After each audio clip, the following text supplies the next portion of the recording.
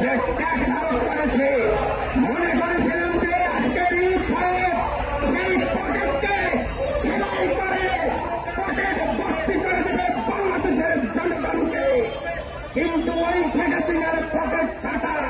কিন্তু এই ইউথ সাহেব সেই পকেটকে সেলাই না করে আজকে পকেটকে এই ট্যাক্সটা নতুন করে আরোপ করে এই পকেটের জনগণকে একদম নিঃশেষ করে ফেলেছে।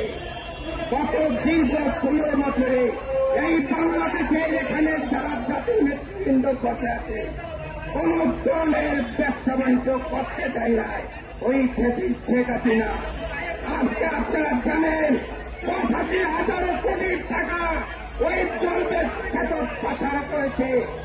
ওই বাংলাদেশ থেকে যে দুদক দলবেশ রাজেশ সজীব রাজে হাজার হাজার কোটি টাকা বাংলাদেশ থেকে পাচার করেছে, তাদেরকে না ধরে আজকে নিরাপদ জনগণের জন্য এই পকেট কাটায় ইউনুস সাহেব বন্ধ করে, যদি পারেন সেলাই করে তাদেরকে জীবনযাত্রা পার করার জন্য তাদেরকে পাচার পথ দেখার না হয় আগামীতে বাংলাদেশ হবে আপনার বৃদ্ধ আন্দোলন করতে শিক্ষা হবে না। একটি নতুন করে নির্বাচনের রোডম্যাপ দিয়ে বাংলাদেশের রাজনীতির হাতে ক্ষমতা দিয়ে সসম্মানে বিদায় পান। সকলকে ধন্যবাদ জানিয়ে শেষ করছি। বাংলাদেশ